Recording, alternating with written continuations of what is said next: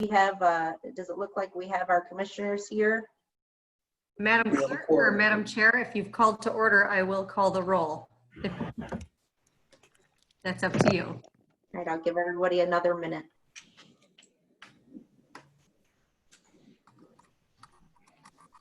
Meeting to order. Good morning, everyone. What an awesome day. The sun is shining. We are coming out of some COVID issues in our community, which is great. We're coming together to have really an amazing, hopefully, day of bringing this community together at the end of this meeting for all the work that happened in our COVID relief subcommittee. We held 9 open meetings. We worked over 17 hours of subcommittee time and stood up 12 weekly calls with our local municipal leaders. So it's going to be hopefully a good day to really serve our community. And I'm really looking forward to this meeting. So with that, the meeting is called to order, and Madam Clerk, please call the roll. Thank you, Madam Chair. Commissioners Wooden. Unmuted and here. Womack. Here. Voorhees. Present. Vonk. Here. Teal. Here. Talon. Present. Vice Chair Stuck. Here. Commissioners Sparks. Present. Skaggs. Here. Ponstein. Here. Morgan. Here. Melton. Present. Allman. Here. Jones. Here. Hennessy. Here. Volkowski. Present. Breevy. Here. Antor. Here. Chair Bolter. Here. Madam Chair, you have 19 members present, 0 absent. You have a quorum. And I was so excited to get started, I neglected to ask Wayman to read the advisory and the public comment, since that's coming quickly after a couple of items. So if you'll all indulge me, let's have Wayman read our advisory real quick. Sure will.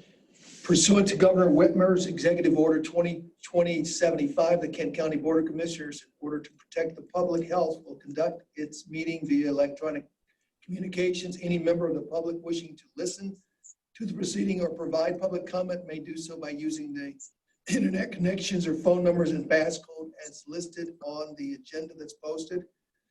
Anyone disrupting the meeting by using offensive language or actions may be muted or removed from the meeting.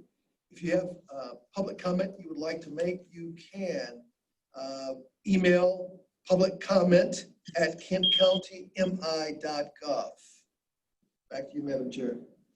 Thank you, Wayman. And with that, Commissioner Sparks, are you ready to give your invocation? I am. Thank you, Madam Chair. My fellow colleagues and dear constituents, considering the current unprecedented times of the COVID-19 pandemic, health crisis, isolation, and acts of violence in our very community, we are exhausted, mentally, physically, and spiritually. I even heard someone ask, where is God? So I wrote this for today to encourage you to stand strong in your faith and in humanity. Stand strong, knowing evil will not always continue to prevail. The spotlight is shining on the truths that only courage can address. Obviously, we have not overcome. We're not there yet, but we will need to keep working towards progress, knowing we will never have perfection, since our institutions were not created or set up for everyone to succeed. So I address the question, where is God? God is in the breath of the newborn baby. He's in the pure innocence of a child who is questioning why they cannot play with another child who is considered different. God is in the caring touch of your loved ones and in the smile of a stranger from 6 feet away. Let's not limit God or get it twisted. While God is still in control, we have personal accountability and responsibility. So, with that being said, God can also be found in the silence of a peaceful protest, in the footsteps of every intentional marching for righteousness and equality, in the Holy Spirit, the prana, the chi, the kai, the life force, and the very essence of life. God can be found through the energy and acts of sincere leaders by every decision we make, seeking to repair years of systemic racism for a more equitable future for your children, George Floyd's children, and my children. So where is God? He lives in you and in me if we desire him to be. His love and light simply starts with each of us who has the courage to speak truth to power. So God should be and should have always been ringing in freedom bells, in the spirit and liberty for justice for all. Let us pray. God, we are broken. The weight of anger, hate, racism, injustice, and forgiveness is a very heavy load. People are your creation. So we depend on you because you promised to never leave us. So we humbly ask you to show us your grace. Right now, we need mercy. Please hear us and forgive us and show us how we can heal our lands, how we can be a bridge and a gap for peace. Show us how to genuinely love each other, show respect for our differences, be accountable and forgiving. We thank you, God, for the opportunity to do better, to be better, and receive your wisdom and truth as leaders willing to lead with a servant's heart. Amen. Amen. Thank you, Commissioner Sparks. Thank you. We are on to item 4, the Pledge of Allegiance. Can we show the flag, please? I pledge allegiance to the flag of the United States of America, and to the republic which it for which it stands, stands, one one nation, nation, under under God, God, indivisible, indivisible, with with liberty liberty and justice for all. Awesome. All right, we are on to item 5, which is public comment related to our agenda items. And I would ask that you raise your hand in or provide a chat if you could. You know, we do have people here today who would like to do public comment. We do, and Give you a minute or two. Mike DeVries is on the line. Okay, Supervisor DeVries.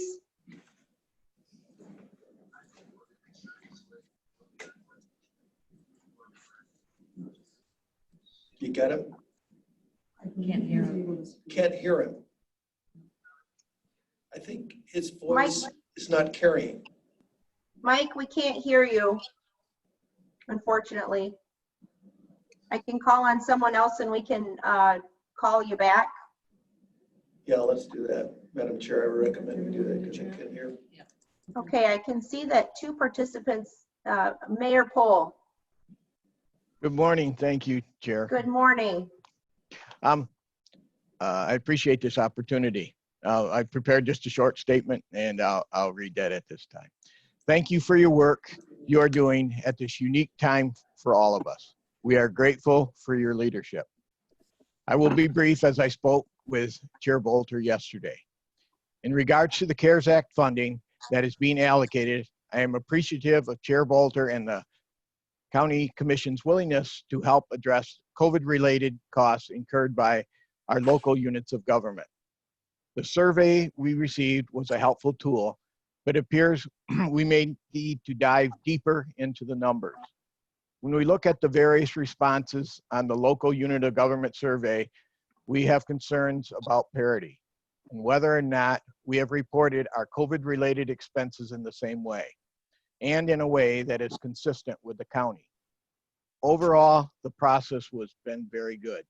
However, we would appreciate the opportunity to work with the county to ensure each local unit of government is reporting the same costs in accordance with how the county did its calculations. After verifying the new number, we'd like to see how that correlates with the total allocation and a model for disbursement. Please know that the amount of money is not our concern. Rather, we want to make sure each local unit of government needs are accurately reflected and addressed. We have all been impacted by COVID-19, both locals and the county, and challenging times are certainly ahead. Let's work together to make sure each of us is on solid footing so we can remain resilient for our residents and our communities. Thank you. Thank you, Mayor Pohl. Any other, it looks like Julia Succi from, I think, Sparta. Julius, are you on the line? Yes. Go ahead. Okay. I want to echo a lot of Mayor Pohl's comments. Thank you to the committee for all their work. I don't envy the position and all the Zoom meetings that you guys had to do, but I struggle when I read through the survey responses that 5 of the communities did not submit any COVID-related expenses.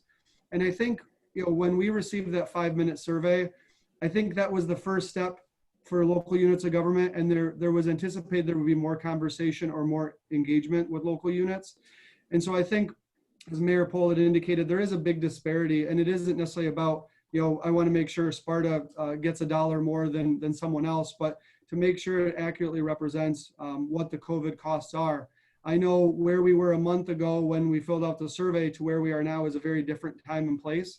And so I would just hope that the amount that was listed in our survey, I know is pretty close to the allocation of $15 million, that we be able to submit what is actual eligible costs, even if it is above that $8,000 for the Village of Sparta. I know we had an employee who recently indicated they needed to take CARES time off, the federal time that was allowed because they are a primary caregiver for someone who is in quarantine. And that is something that was not expected. And so there has been unexpected costs throughout this, and I would just hope that the county would allow us to come back to the table as part of the allocation conversation and make sure that we're all utilizing the same data, utilizing the same information so that we can get equal and equitable representation for everyone in the county. Thank you. Thanks, Julius. Mike DeVries, are you available, Supervisor DeVries? Can you hear me now? We can. Yes. Oh, wonderful. So, hey, you pushed the wrong button early in the morning, but anyway, thank you, Chair Bolter. And I think my comments were is that it's awfully difficult when to try to find fair allocations when you have $113 million and you have a number of restrictions and you have lots of needs out there. And I think I wanted to thank the folks at Kent County and first of all, you, Chair Bolter, for reaching out to me at the beginning and explaining to me that the county was receiving substantial funding for COVID-related expenses, and following up later with explaining that those would have to be used specifically for COVID-related expenses. And I'd like to thank Dr. London for his reaching out because he helped explain some of the things that the health department was going to do to help businesses restart and be able to monitor and make a safe environment for employees when they return to work. And I'd like to thank Sheriff LaJoy Young because she reached out early because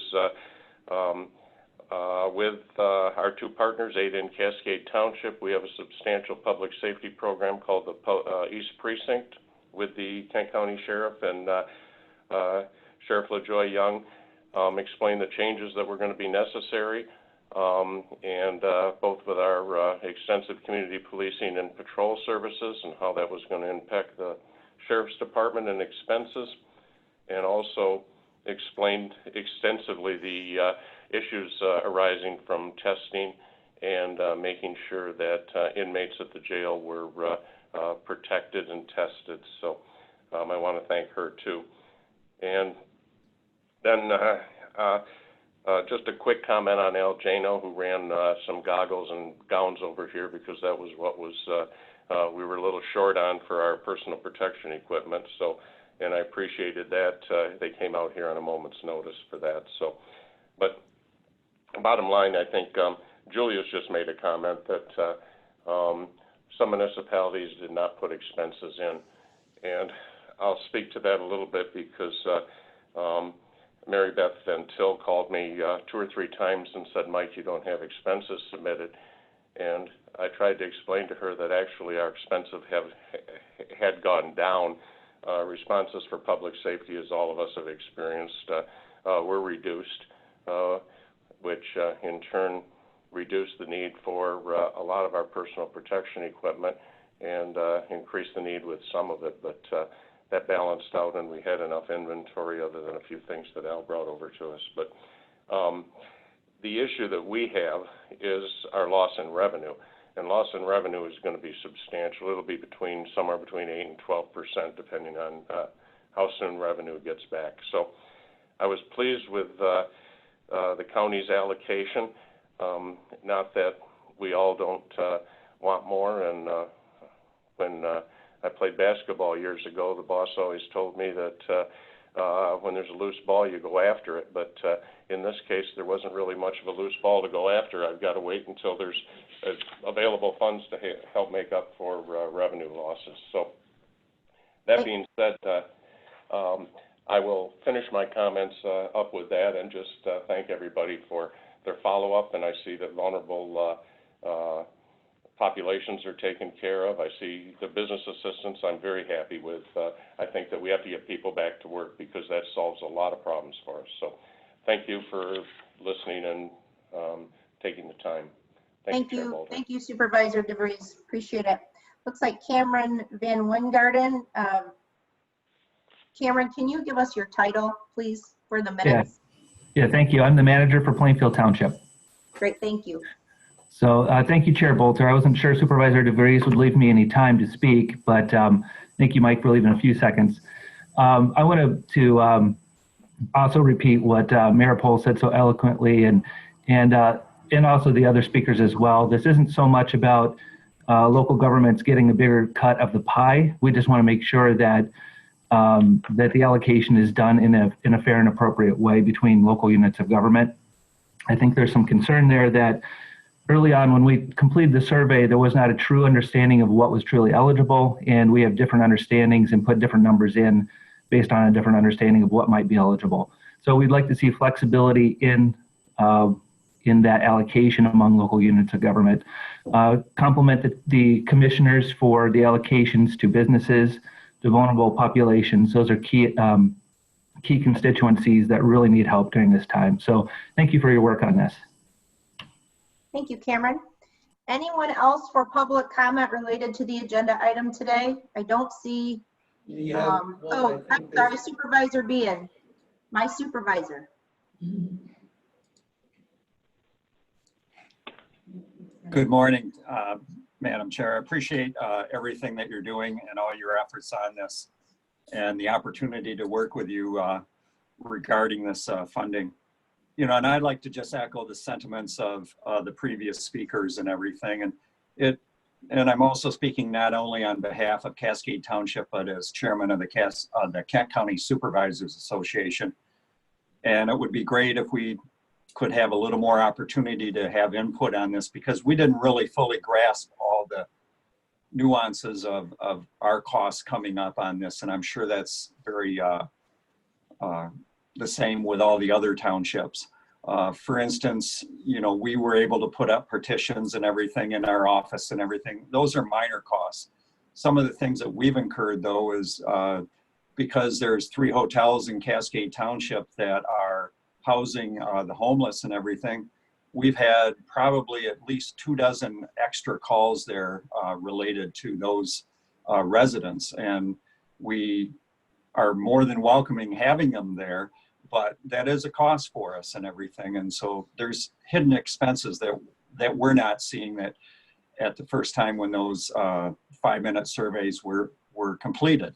So I think it would be helpful if we did have the opportunity to have more input on this and help reallocate everything on that. So, and with that, I'll end my comments. And again, thank you to all the commissioners for all your help on this. Thank you, Supervisor Bean. Any other hands raised today? I don't see any. No. Give another minute or so. 30 seconds or so.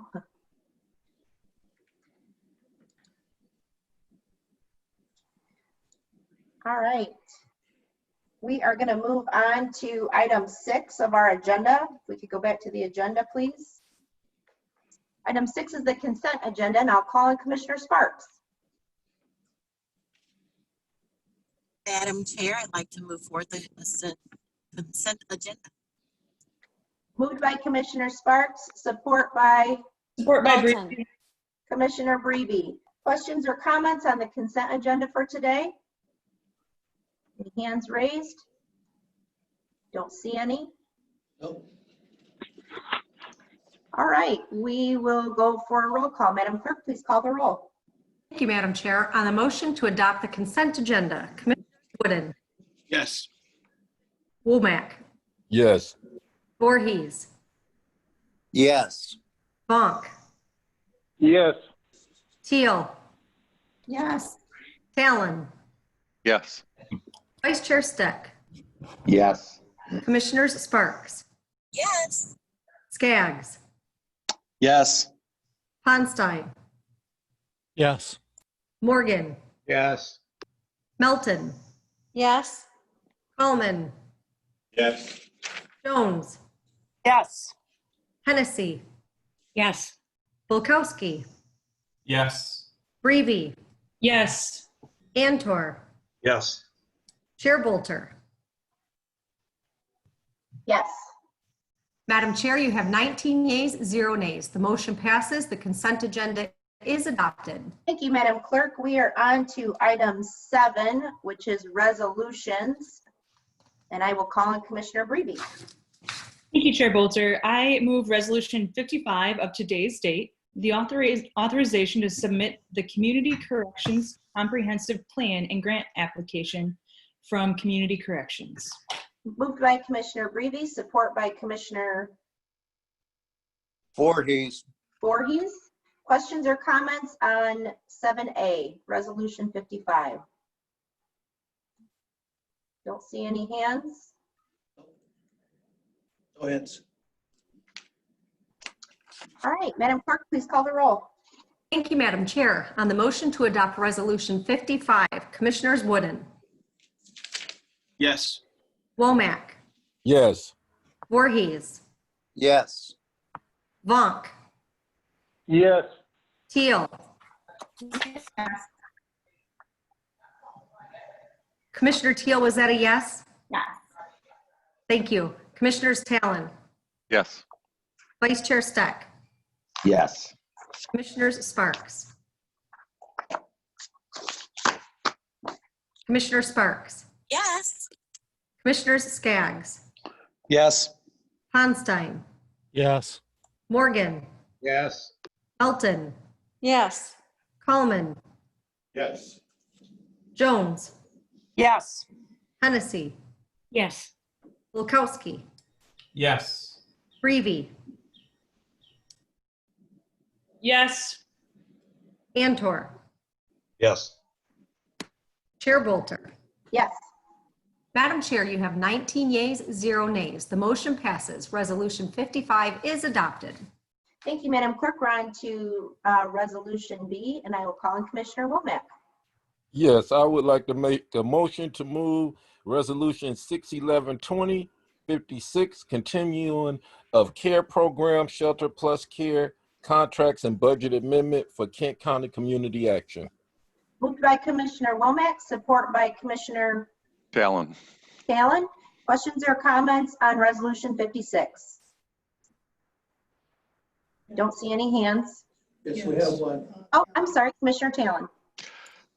Thank you, Chair. I just want to express appreciation for this work that Community Rebuilders has been doing for a long, long time. It's one of the primary programs that we have to get individuals and families into permanent housing. And they do amazing work. They support families, and they have great outcomes long-term in regards to data on people returning to homelessness. Their numbers are very low for that.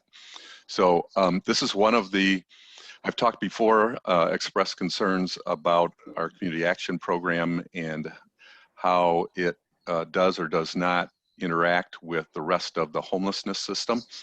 And this is one of those areas where Community Rebuilders does utilize that system for prioritizing this work. So really appreciate this work and the agreement that we're approving here. Thank you.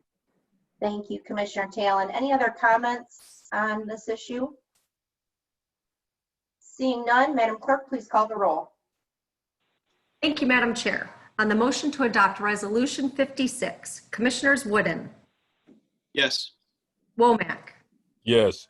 Voorhees, Yes. Vonk, Yes. Teal, Yes. Talon, Yes.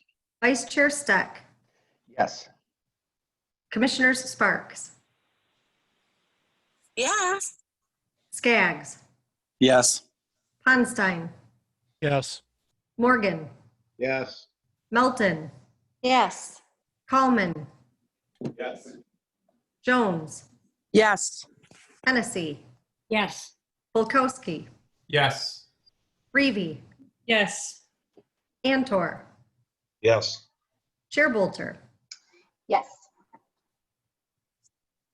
Madam Chair, you have 19 yeas, 0 nays. The motion passes. Resolution 56 is adopted. Thank you, Madam Clerk. We are on to Resolution C, and I will call on Commissioner Antor. Thank you, Chair. I'd like to move Resolution 57 of today's date. Moved by Commissioner Antor, support by Commissioner Jones. Commissioner Jones. Questions or comments on Resolution 57?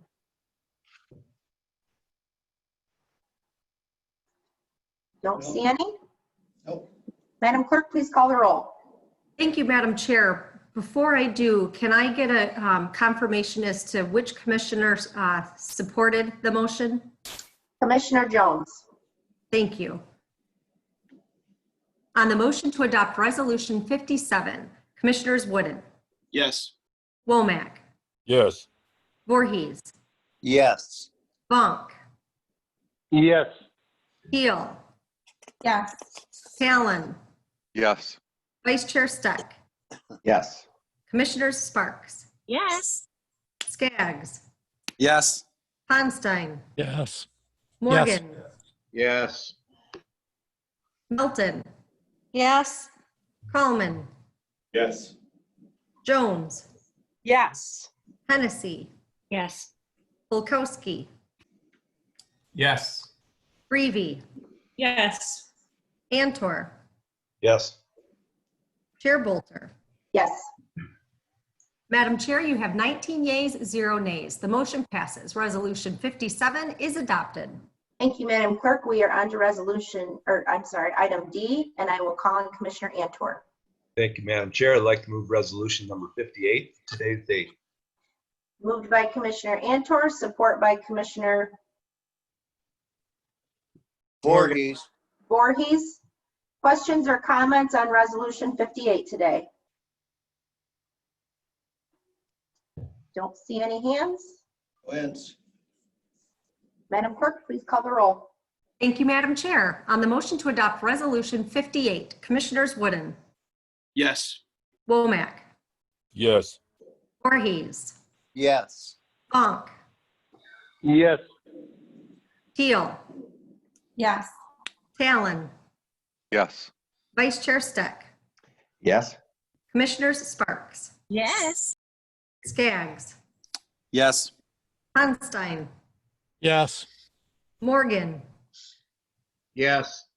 Melton, Yes. Coleman, Yes. Jones, Yes. Hennessy, Yes. Bulkowski, Yes. Breivy, Yes. Antor, Yes. Chair Bolter. Yes.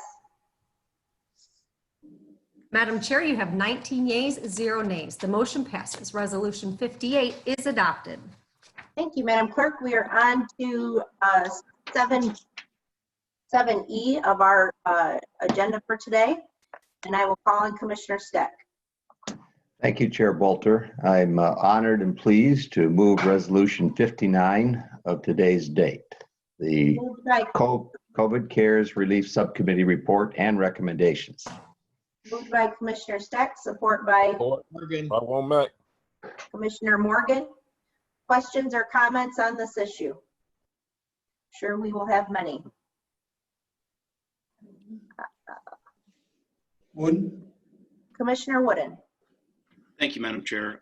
First, I'd like to thank our board chair and those who served on the committee and the administration for their hard work on this. The report was certainly comprehensive, and while I didn't I wasn't able to listen to every meeting, I certainly got a decent share of it and knew the depth of the work that you put into this, so thank you. From the beginning, it was my hope that when these funds came to us that we would focus on a person-centered economic recovery and saving lives in this pandemic, and I am thankful to see that those priorities are in this budget, from the $6 million for testing and tracing, and additionally, something very close to my heart, the funds that have been made available to provide short-term rental assistance, to prevent evictions, to prevent foreclosures, and to ensure that there's safe shelter for families who are homeless right now. And so I'm very thankful for the work that's been done. I had 3 questions. My first was regarding some of the public comment that was given earlier today from some of our municipal officials. I recall in one of the last meetings, there was a revision in some of the federal guidance that the state government was to also provide aid to local units that had populations under 500,000. Has there been any clarity on that? Have we heard from the state if there's any intent? Certainly can understand that there are plenty of needs out there, and unfortunately there's just not enough funding to support every need that's available, but I at least want to see if that's an option for them. Jeff, Joe, do you want to address that?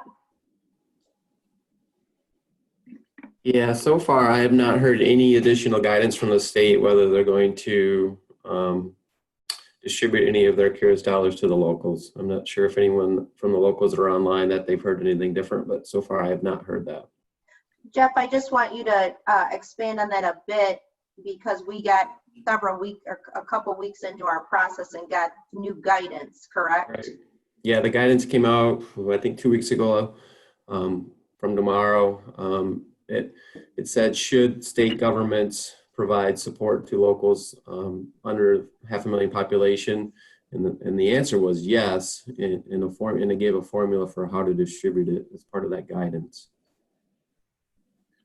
Commissioner Wooden?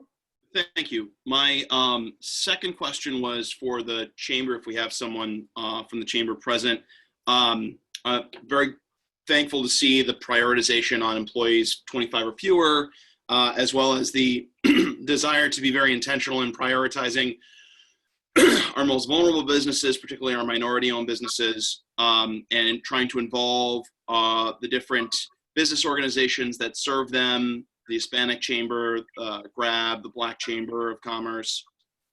My question is, as this fund is now increased from its original amount to a noticeably larger one, and in turn the ability to disseminate the administrative costs that you are going to bear to disseminate them don't increase at the same rate.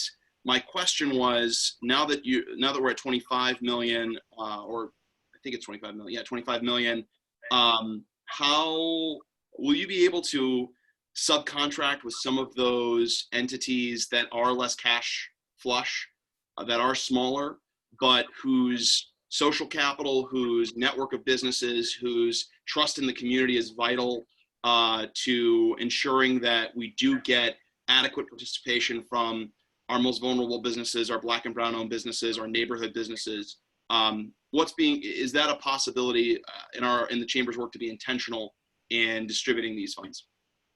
Andy Johnston is here from the chamber. Andy, would you like to answer that?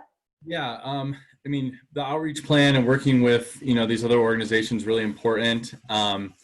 I think there was discussion on the committee or at the Subrelief Committee, on this issue that, this is important to their work too, serving their members. We're partnering with them already in a lot of really significant ways. So we left it, as is and focused on supporting the for-profit businesses. Part of the discussion is that, there's other funds, and in the minutes, and, it talks about the work with the United Way to support some of the nonprofits that are in the community. And Madam Chair, I believe that's kind of where the subcommittee left it, Yes. so to speak. I could talk more because that's what I love to do, but I think Commissioner Wooden's comments are more related to all the partners that Commissioner Wooden, I know you pretty well, so I'm sure you've read every single letter of every page of this subcommittee. But in the Grand Rapids Chamber proposal, they listed an exhaustive list of partners that they are working with, and so to assist those, I think Wayman is going to be working with them as well on some of the technical assistance that they may need. And then they are partnering with the chamber to get this job done, because you're right, it is a significant heavy lift, and I know that they are planning to utilize all those partnerships. Yeah. Thank you. And did you have a third question? I do have one more, and just as a follow-up to that comment, yeah, I certainly don't have every word memorized, but you are right in my question. It was more, there's going to be significant time put in by some of these organizations for this specific work, and some of them it may be to ensure that they can be as effective as possible. Fitting them into your admin budget may make some sense. My last question was about that, the 10 million that's been set aside for not-for-profit supports through the United Way. I was wondering if more has been fleshed out on that, whether or not it's to essentially grant out dollars to foundation or nonprofits to provide direct supports and services, or whether or not it's for, in a similar way, for the chamber to try to keep some of these smaller entities afoot while we're hunkering down, so to speak. I can answer a little bit of that, and then I think I'll turn it over to Wayman. And I think this might answer a lot of questions, and it does address some of the public comment. In our subcommittee, we heard overwhelmingly, I would say almost to a T, from every single group, that they were very concerned about PPE for employees, PPE at the shelter, PPE for essential needs, PPE for nonprofits, PPE for businesses. So what we tried to do is, we knew we had to set that up immediately, and we also knew we needed to set up business relief immediately. That actually, one of the first meetings I had with the Corps mayors, we spent almost an hour on a discussion of how we were going to assist some of these businesses who have been completely closed, like restaurants. So in order for us to be able to do that as a subcommittee, we had to figure out how much we could initially allocate. And to do that, we wanted to get our arms around approximations of estimates for what I kind of call the other buckets that we wanted to cover. The local municipalities were one bucket, the county costs were another bucket. And so we were trying to get our arms around this. The subcommittee doesn't intend that all of those dollar amounts that are allocated are carved in stone and set in stone. What we tried to do is, we knew we had to allocate a PPE order very quickly, and we knew we wanted to set up the business relief very quickly. And we had another allocation that needed an immediate response, which was the shelter. So in order to do that, we had to somewhat firm up some buckets. But again, those are not set in stone. We will continue to be reallocating and working those as numbers come in and things are up or down based on the estimates. But we put the 10 million in for the nonprofit world, knowing that that's approximately what we would like to apply for that. And then Wayman is working with the United Way to tease out a more specific process. I know they already had a process in place with the Kent Relief Fund, and we'll continue to look at that. And we will be having another subcommittee meeting each month moving through the rest of the year to kind of reassess that.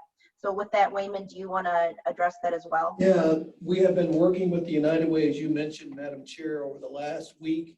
I'm working with Michelle Van Dyke, and you're right, they had a pretty robust process working with the Community Foundation, with Fry Foundation, Steelcase Foundation, and others to provide support for nonprofits. And so we're going to capitalize on that experience, much like what the Chamber and the Right Place had experienced with small businesses.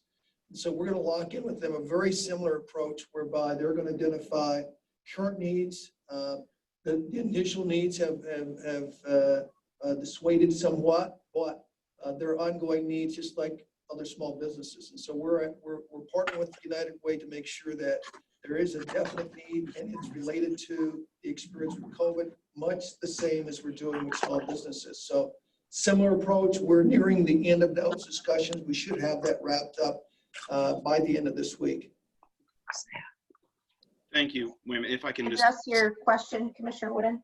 It does, and if anything, and then I will yield the floor. The reason I asked it was I do hope that there is some determination in making sure that these funds are actually going to get to individuals personally affected. I know that we've allocated funds for that in the past, especially in the housing assistance.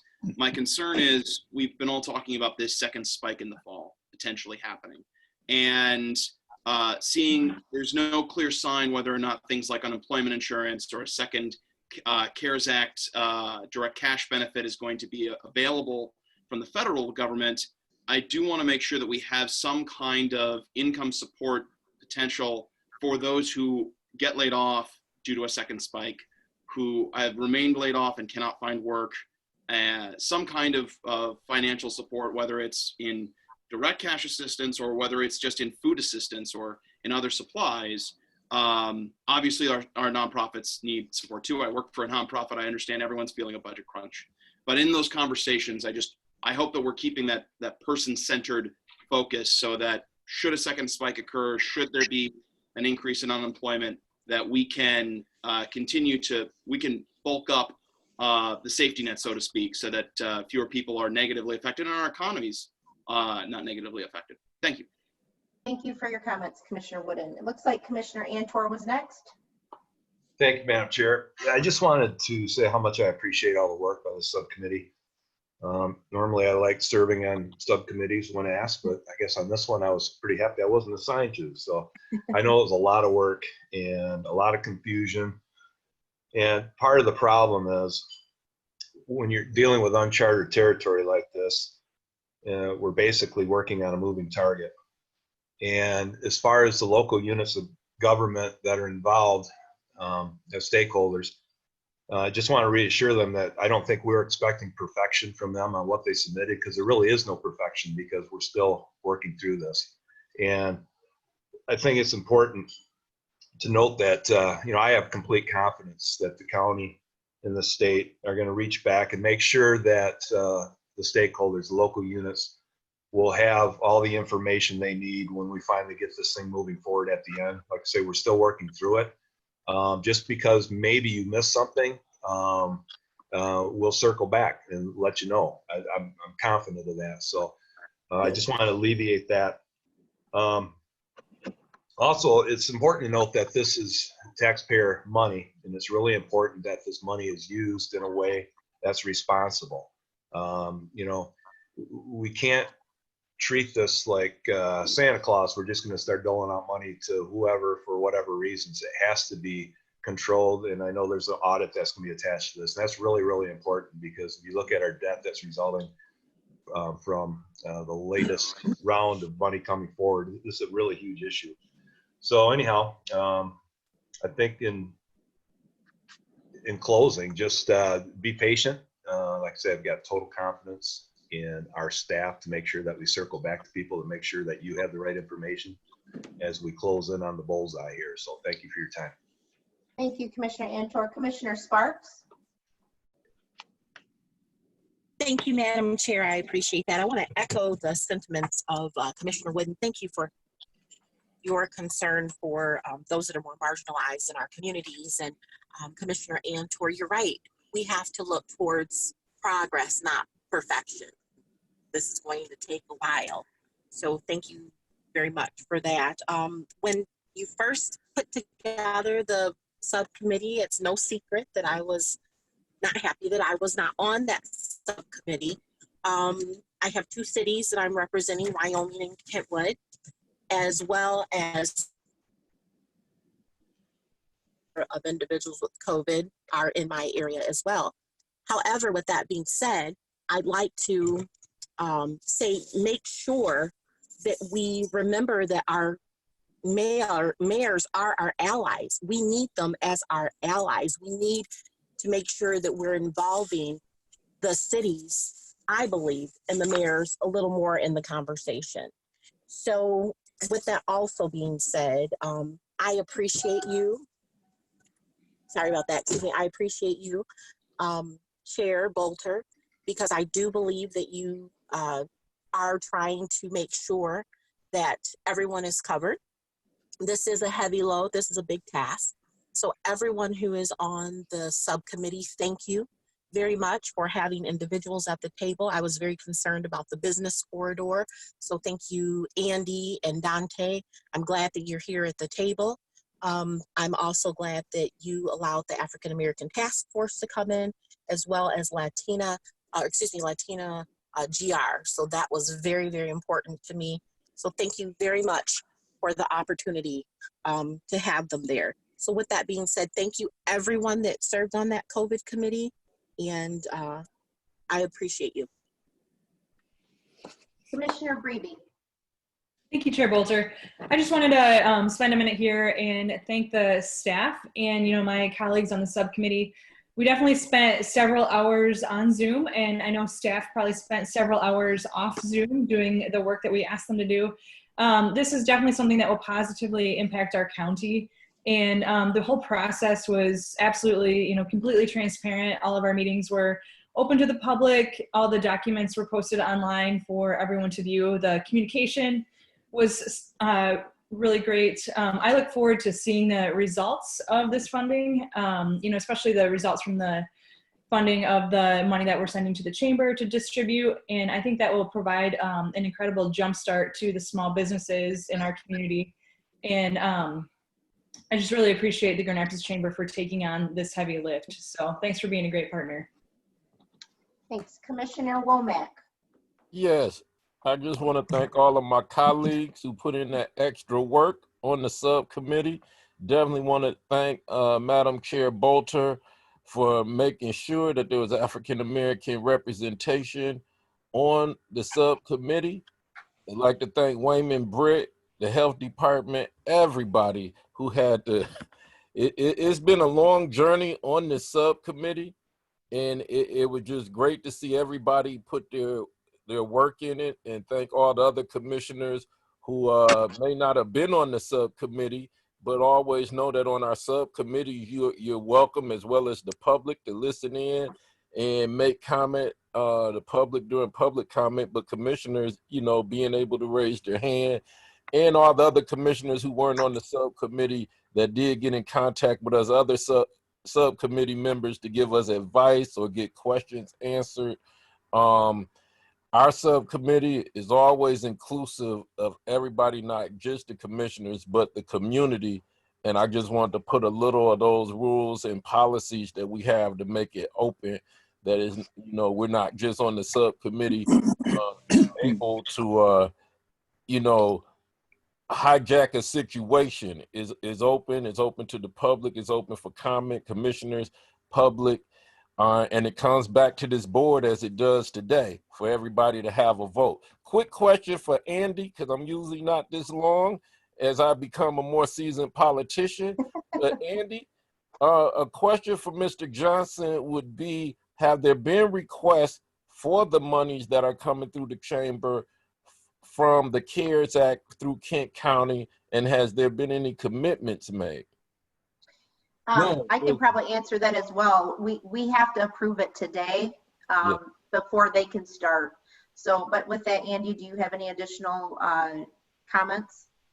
Nope. And part of our plan is that we're going to do our best that everybody gets the information, hopefully at the same time of when it's launched, and we have a really good process. So like I've said before, it's not like tickets to Elton John, right?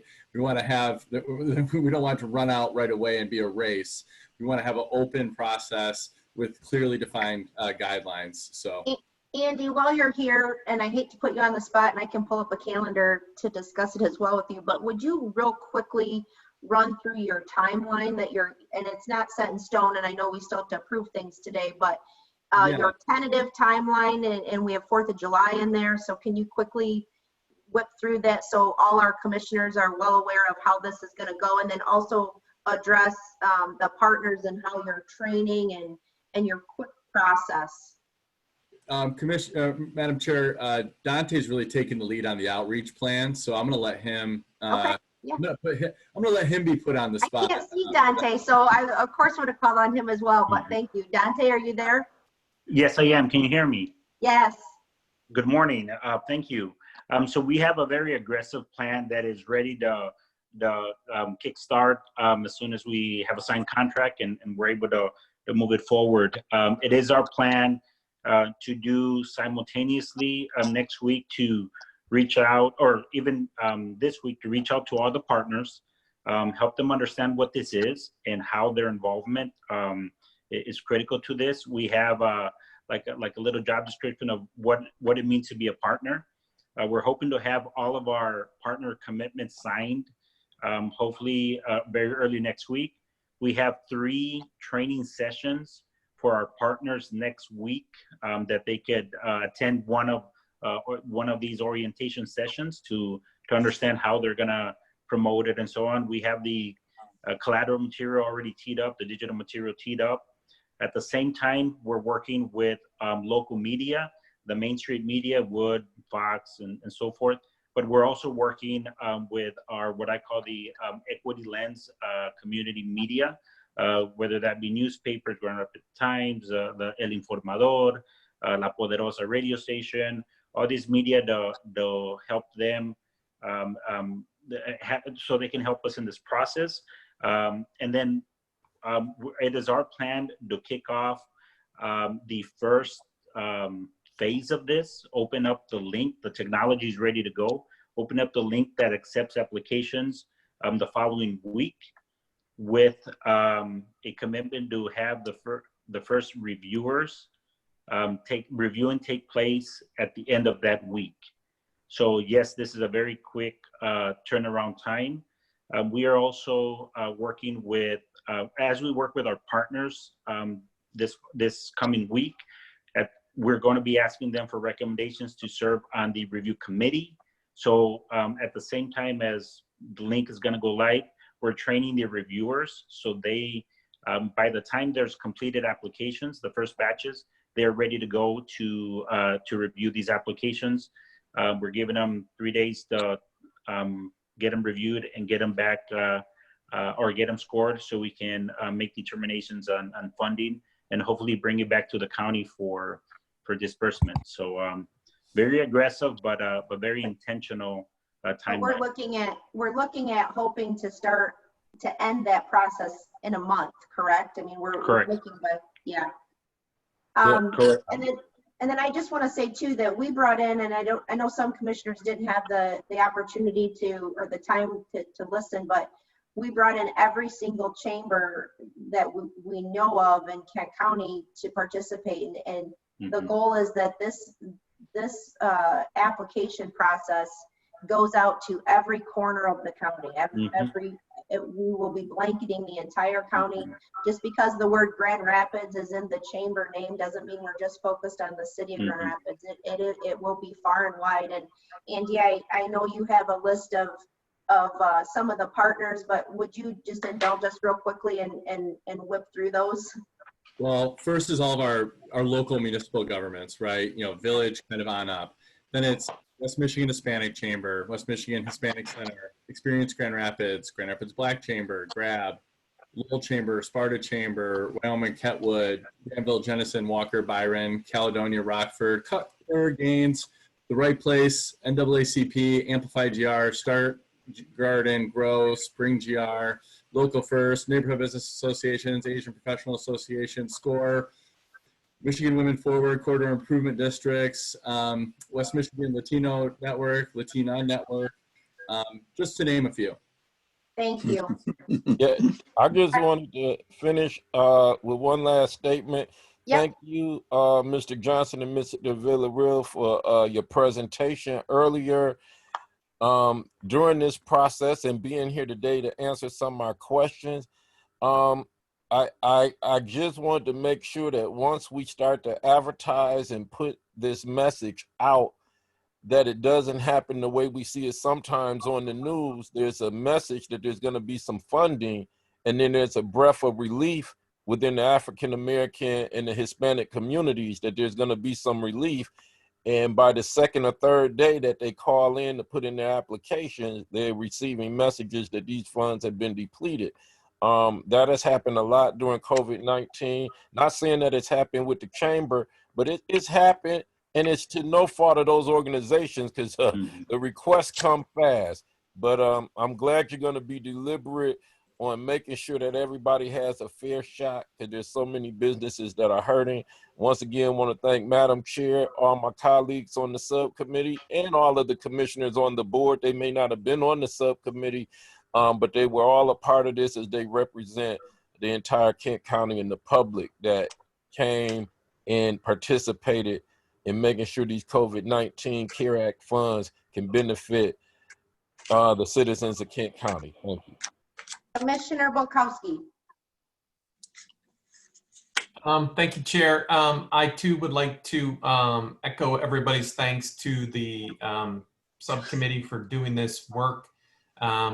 Like Commissioner Antor, I was semi-happy to watch from the sidelines. I did watch a number of meetings and read all your stuff. So again, I know there was so much more that went into it.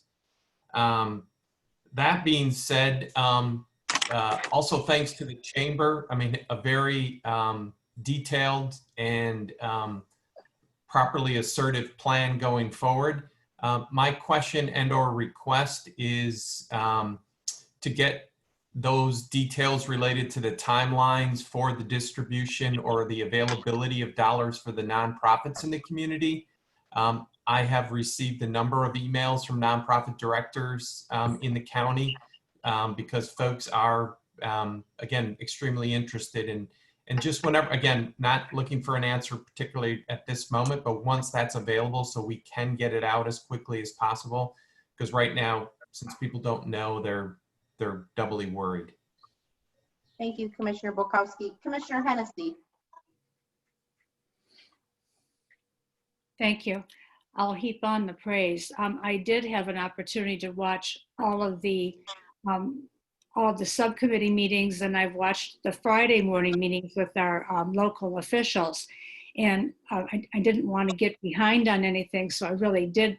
While I wasn't on the committees, I've really taken the time to at least listen and to keep up with the charts, the thoughtfulness, the deliberate, as Commissioner Womack, the word he used, deliberate efforts that everybody has put into this.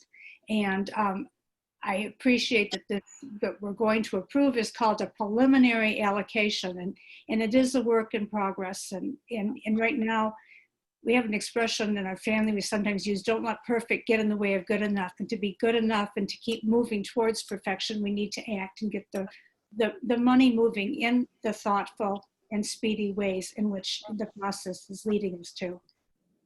Thank you. Thank you, Commissioner Hennessy. Commissioner Talon. Thank you, Chair. I'd like to add my thanks to staff and to you for a good process. I appreciate being able to be part of it. And thank you for the huge effort to be transparent and inclusive and to hear from everyone in our community. That was a big lift and really, really appreciated that. I also want to very quickly express an ongoing concern that I have about our standing rules regarding reports and what I believe is a situation in which we're not technically following the standing rules. We can talk about that some more later, but if I don't want to create more bureaucracy, but I don't think we're following our rules, we probably should suspend them in this case. But if nobody challenges it, we're good to go. So we can have some more conversation about that at another time. Thank you. Commissioner Jones. Thank you, Chair Bolter. I wanted to touch base and say what a great challenge we have had and what a blessing it is to have these funds come our way to manage. Many communities didn't end up with these funds to assist, and I'm thrilled Kent County has. On the follow-up with our local municipalities, I know this process in discussing it in committee will be to give it some time to see what the state does first. But I also understand that with all of these funds, we will be having legal agreements with entities that also will include wording that there will be audits. Can we confirm that? Yes. Yes, there will be. Yes. Thank you. Any other questions, Commissioner Jones? Nope, that's all I had. Commissioner Steck. Thank you, Chair Bolter. So I'm wanting to make a couple of comments, obviously to thank you and the staff for all the incredible work here and for the rest of the committee in what the effort they put forth. You know, the tendency in this process to measure the integrity of this entire effort is to look at the bottom report and say, do we like the allocation? And while I think the allocation here is very credible, defensible, and a good allocation, it's not perfect. None of us would necessarily say it's perfect. But the measure of the integrity of this process, I think, is really defined by looking at some other factors. One, was this really a deep dive effort, or was it superficial? And I think clearly it was a significant effort by everyone involved. Second, was it transparent? Yes, I think it was very transparent across the board as we proceeded. Third, as was mentioned by Commissioner Tallon, was it inclusive? I think it was inclusive, and the effort to assure that, I think, is reflected in the meetings that we held. And finally, was it expedient? And I think that is a critical factor, that we were able to push this through, to do it in a credible, difficult, challenging way, but to do it promptly, such that this money can get out there at a time where it's most needed. I can only hope that the state might take our cue a little bit in their processing of the CARES funds. So thank you to all of you again that were working on this, staff especially, for the incredible effort that you had to do to keep us on track, and to you, Chair Bolter, for continuing to keep our focus on the needs that had to be met instead of breaking down into endless deliberation.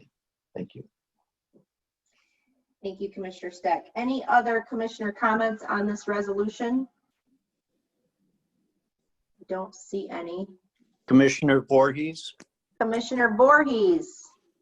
Good morning. I want to add to the voicing of appreciation, Mandy, Madam Chair, to you and to the whole team of the subcommittee and Wayman and his team. And I pointed back to one thing that I thought was really the big issue when I heard of $114 million coming to Kent County, was how are we going to make sure that these dollars get the impact that we need out of those funds. And your decision, the decision of leadership, was that we need to include our partners. 35 entities, 21 townships, 9 cities, 5 villages. The decision was made that we work together. We are partners in this.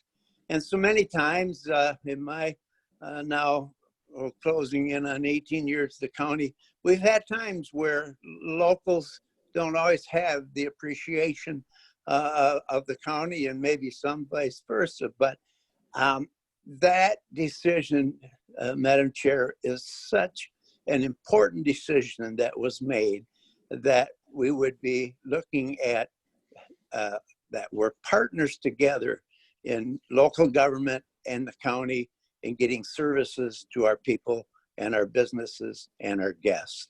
And so thank you all. Thank you for making that decision and making it work. Thank you.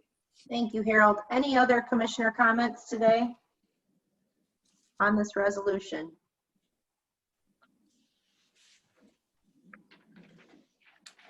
All right, I don't see any, so I just have a couple, and I am not trying to belabor this, but I want to first and foremost thank the staff. I honestly don't know how Wayman did it. We had to put two subcommittee meetings a week on top of board meetings and finance meetings and legislative meetings, and the world around us literally sometimes on fire, and just it's just been a real crazy month, and I just want to really acknowledge the staff work. Wayman, you keep putting your hand up. Say something. So I want to acknowledge that, and just this money that came in was both a blessing and sometimes looked at as a curse, because we had to try to figure out how to get our arms around the need of this community. And I truly mean, if I could wrap my arms around it, I would.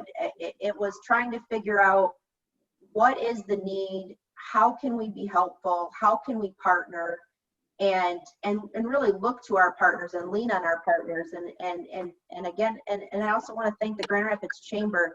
They are taking on a massive challenge in trying to serve this community for us, to help us get through this. So I really just want to acknowledge the staff first and foremost, the Grand Rapids Chamber for stepping up, and then I want to really also acknowledge my colleagues. This subcommittee, I'm sure that there were times that you were dreading me and cursing my name for putting this up twice a week. But the reason we did it was to move quickly and swiftly to get this relief to our community. To my municipal partners and our municipal partners, we really tried hard to include you. We did everything we could. We had 9 open meetings. We've done 18 hours of work. We set up a weekly Friday report out call. And so we hope to continue to keep those lines of communications open, but please know that when you submitted your estimates, they're truly estimates. We know that all of our buckets are estimates right now. And so we will continue to work with you. We will be there for you, and we'll partner with you to make sure that the needs of our residents in Kent County are addressed. So with that, I will ask for a roll call vote. Thank you, Madam Chair. On the motion to adopt Resolution 59, Commissioner Wooden, Yes. Womack, Yes. Voorhees, Yes. Vonk, Yes. Teal, Yes. Talon, Yes. Vice Chair Steck, Yes. Commissioners Sparks, Yes. Skaggs, Yes. Constein, Yes. Morgan, Yes. Melton, Yes. Coleman, Yes. Jones, Yes. Hennessy, Yes. Bulkowski, Yes. Breivy, Yes. Antor, Yes. Chair Bolter. Yes. Madam Chair, you have 19 yeas, 0 nays. The motion passes. Resolution 59 is adopted. Thank you, Madam Clerk. We are on to item, it says 9, it's actually 8, public comment. Do we have public comment today? Additional public comment?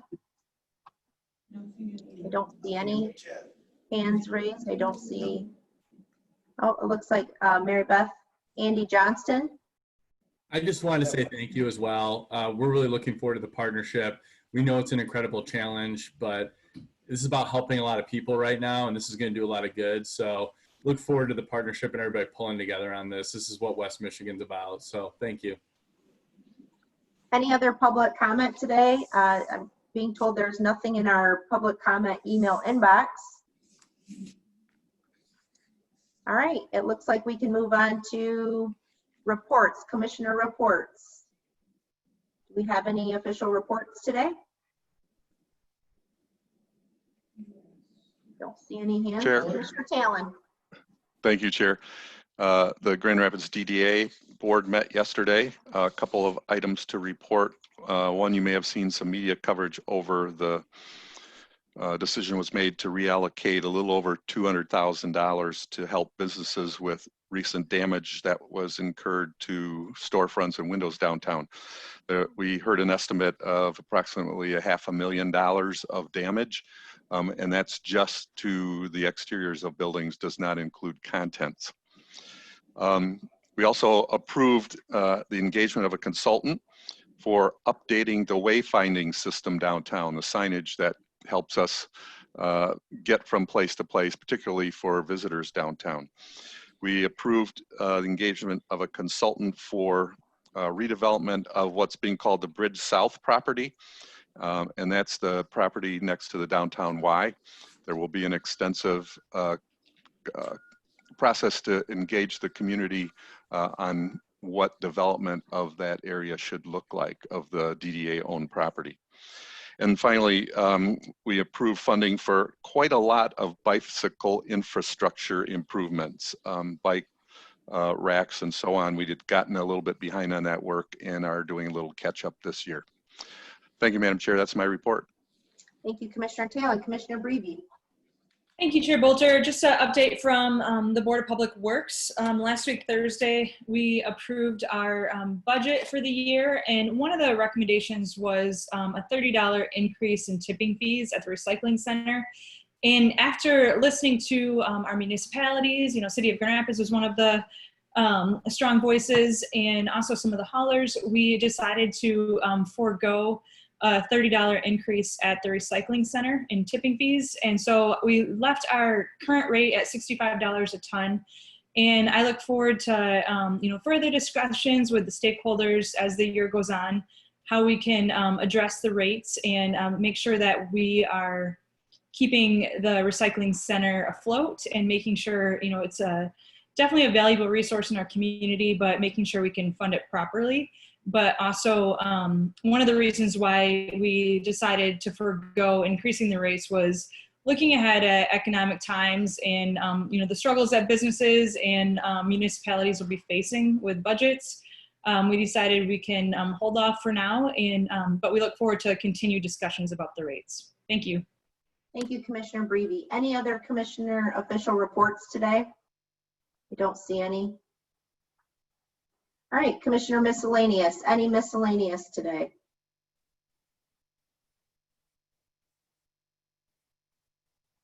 Don't see any. Oh, who do we have? Ponstein. Ponstein. Thank you, Chair Bolter. I just want to echo some of the responses earlier of all the work that staff has done, time that they've put into it.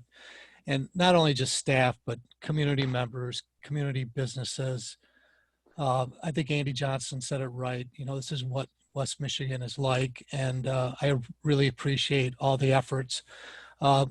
Going forward, hopefully we can look back and see some of our safeguards that were in place might need some improvement. Especially our, mental health services have been strained, a lot of it that wasn't reported. But I think the big thing going forward, and now we're hearing, every other newscast that the second strain is coming. There is so much fear and misunderstanding in the community about the virus. It seems like every day the CDC was recommending one thing to the next day to retract it. Are masks good? Are masks working? A lot of businesses that stayed open did so very well. But why was there a run on toilet paper, Scott towels, meat products, chicken products? And then when they decided to hoard all of that out of fear, they were buying up freezers instead of just 1, 4 or 5 of them. So, I mean, I think we got to be careful with our messaging, especially in the media outlets and even our outlets, is that, you watch the news, every story has a lead in that it's related to COVID. Every ad that's run on the TV has a lead in about COVID. But, you look across the country, we had 50 states doing 50 different things with the federal government trying to manage it. And it wears on people. I mean, one only looks at the increase in alcohol consumption during these lockdowns. So, I mean, I think we got to be very careful about our messaging.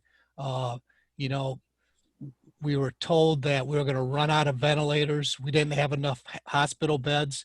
The state of Michigan put up a temporary hospital in Coble Hall that was never used. The federal government brought in 2 Navy medical ships to ease the burdens. They were never used. So, in something new like this, messaging is important, because the long-term effects of the fear now is that people don't feel safe going into large crowds.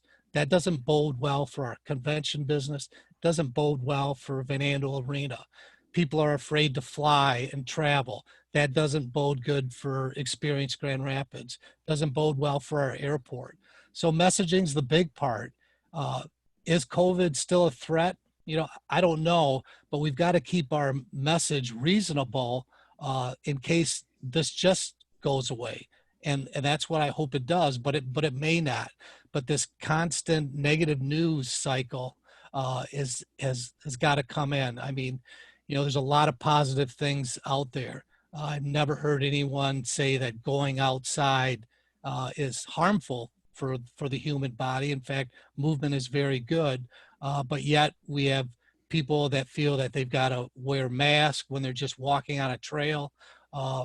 We've just got to keep in mind that message that's constantly being put out to our constituents is fear-based, and that's got to end. We've got to stay positive.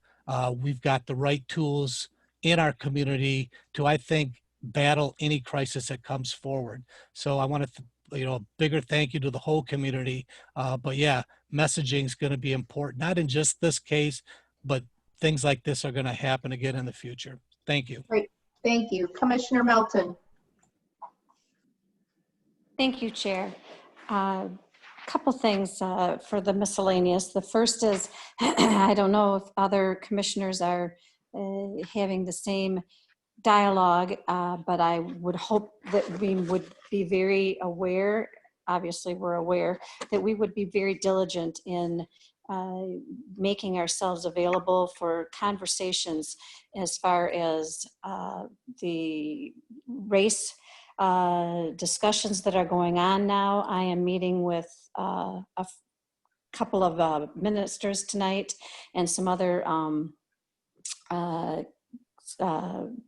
constituents to really start the dialogue of how do we bridge this problem? How do we mend this problem? How do we go forward? How does this look so that when my grandchildren are entering into their 20s, hopefully this is a minor problem, not a major problem.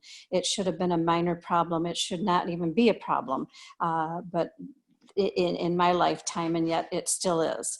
So I really, really encourage the county to be proactive, we commissioners, in talking with our constituents, discussing what we can do, what information can we take in, what ways can we learn better from our Black community, our Latino community, all of those persons who sometimes don't have the same voice that I do as a white Caucasian female in not only Kentwood, but in Kent County in general. And as far as the COVID-19, Commissioner Ponstein, I agree that it's negative, and yet I absolutely so appreciate Dr. Adam London. I listen to him almost every day. And while the news or the statistics are not always what I would like them to be, he is positive. He is encouraging. He is definite about what things can work and what is important for us to hear. And Dr. London, I cannot thank you and your team enough. So that is it. Thank you. Commissioner Steck. Thank you, Chair Bolter. I wasn't sure whether this was a report or miscellaneous, so I opted for miscellaneous. I want to thank the commissioners for their patience and understanding over the last few months as the Legislative Human Resources Committee has adjourned a number of its meetings, and we've had a relatively skinny agenda. That's principally because we've allowed our staff to stay focused on the incredible challenge of responding to COVID and the economic issues in its wake. So I have talked to Wayman, and just for the committee's heads up, we are in the process of looking at doubling down. And so we may have skipped a few meetings, but we're not going to lose that time. We'll probably have to spend double time as we re-engage our process and responsibility to be the oversight for a number of our departments. So thank you for your patience, and hang on. Great. Commissioner Skaggs. Just want to state, I guess, during this, I didn't anticipate doing this, but I suppose I have to now, that there's 113,000 Americans dead because of COVID-19. Largely, that's because of the fact that we listen to scientists and not politicians, that we listen to our county health department, like Commissioner Melton said. We listen to the DHHS and state, we listen to the CDC, we listen to the WHO. You know, science is a difficult thing. And we were learning a great deal about this virus as we all went along. But the extraordinary steps that we took, the extraordinary efforts that we went to, saved hundreds of thousands of lives. So I continue to urge people, keep listening to the scientists, and we will continue to get through this. Keep in mind, we've opened up, and we want to open up with minimizing risk as much as possible. But newsflash, the virus is still out there. We did not find a cure. We did not find a vaccine. Those are going to come. People should listen to scientists. Regretfully, I had to say that. Thank you.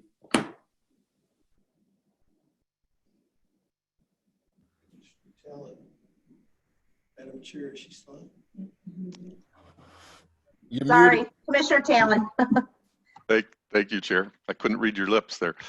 I just wanted to follow up on Commissioner Breevy's report. I was caught a little off guard when she said that the tipping fee at the recycle center was going to stay at $65 a ton. I didn't realize that it was that high. I'm wondering if perhaps commissioners could get a brief summary sometime soon on what the various tipping fees are at the recycle center, at the landfill, and at the WTE. I would really appreciate that. Thank you. I'm sure we can get that out. Absolutely. Commissioner Womack. Yes, I'm here, Madam Chair. With 3,000 new cases over the weekend of COVID-19, is just showing how fast those numbers can rise when people truly believe that this thing has been solved and it's over, as states have been forced to reopen for many economical reasons, and the people that definitely support that they be reopened, because it would be a death knell if states don't reopen, but people should still proceed with caution. Also, just want to say that I suggest people read the book Animal Farm by George Orwell, a book I read in elementary, just about if the animals took over the world, would they act as the human beings that have been oppressing them? As we fight the injustices in our communities, our states, and our country nationally, and protest, it's very important that we understand that not all police are bad. Not all African Americans are criminals. I'm definitely a supporter and a leader in some of the marches when it comes to Black Lives Matter, and I will continue to do that. But I know that some of that oppression have people want to defund police stations across the United States of America. I just want my constituents to know that I don't support the defunding of police station. I understand that our law enforcement officers risk their life every day. And just like some criminals don't represent a whole community, bad officers don't represent a whole police force. And I'm still pushing for unity and understanding in my community as we protest and do things to make America a better place. And I will finish by just saying that there was a statement a couple weeks ago that the police may have and might have killed George Floyd. One of the things we're going to have to do to bring that unity is to be able to admit the obvious. George Floyd was killed and murdered by a police officer, not by a police force, but by 3 or 4 police officers, and the wheels of justice are rolling. I hope his family will find justice in that. I'll continue to support them. And just thank everybody in this whole county, with everybody being under the COVID-19 threat, everybody seeing what's going on, but the unity amongst this board has just been great. And our unity as leaders is so important because we represent our constituents. And if we don't stick together during this time, we cannot expect our constituents in this community to do it. And whatever we're facing, we can only face it and overcome it as a unified force here in the United States of America. Thank you. Thank you, Commissioner Womack. Commissioner Breeby. Hey, thank you, Chair Bolter. I just quick response to Commissioner Talon. I'd be happy to get you that information. And one thing that I forgot to include in my report about DPW is today the DPW is issuing a request for proposal for an anchor tenant for the future sustainable business park at the South Kent landfill. And the RFP is really the next step in implementing the sustainable business park master plan, which we approved back in the fall of 2018. And we're going to be working on converting a significant portion of the landfill and waste into, the sustainable business park, and hoping to reduce some of the landfill capacity that's there and turn it into something really great. So we're looking for a company that we can work with in a public-private partnership. And so, we're hoping to get the results back and have something in the fall to present, and I'll get more information on it if anybody has questions. Thanks. That's excellent news, Commissioner Breeby. Commissioner Wooden.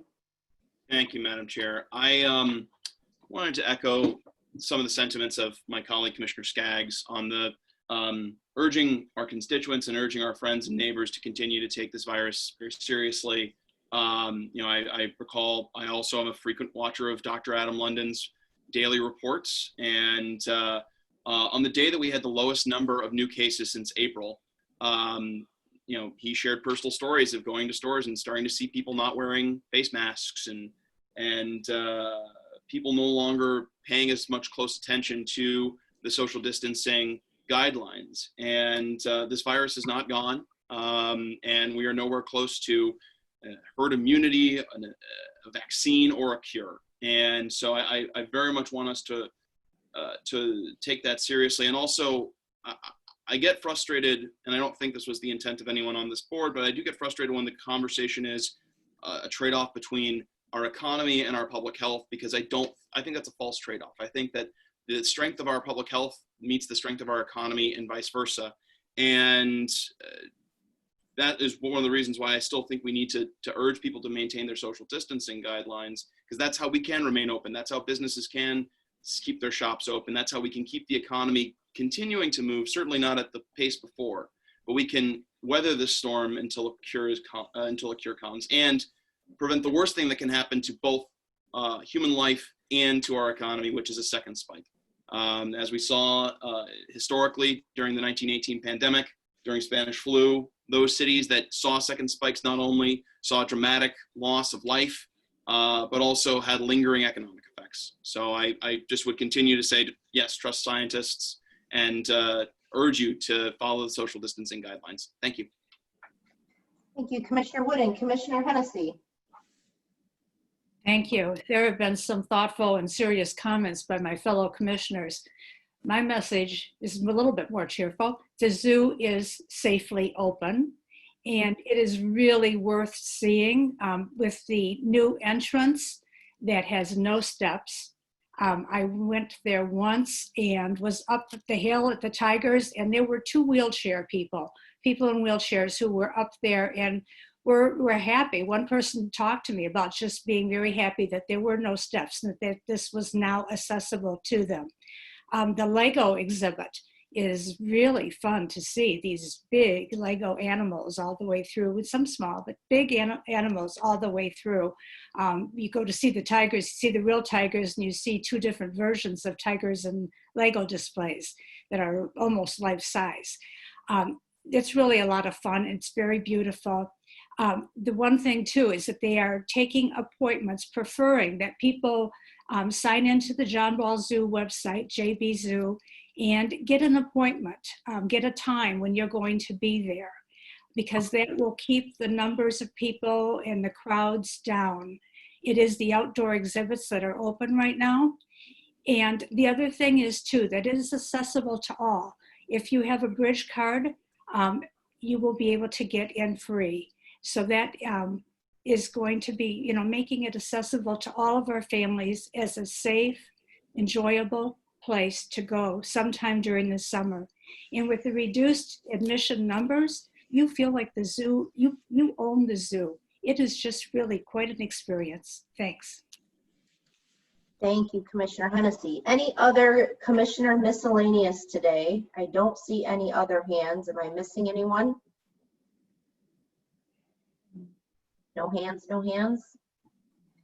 All right, per usual, I just have a few items. I want to ask the staff to make sure that when we kick out the chamber application process and also the continued PPE process, that all of our board members get that, so that we can also get that out to the community as well. I think it's important that we as public servants have that opportunity to communicate that amazing opportunity to our district. So I would ask staff to make sure that we get those both in email form and digitally, so that we can get that out to the community.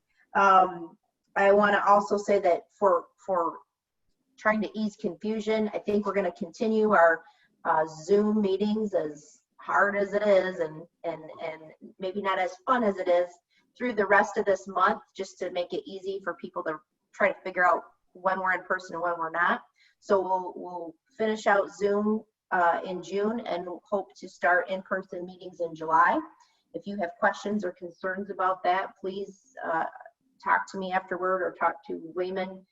We will probably have to make some accommodations to the point of everyone who previously spoke on COVID.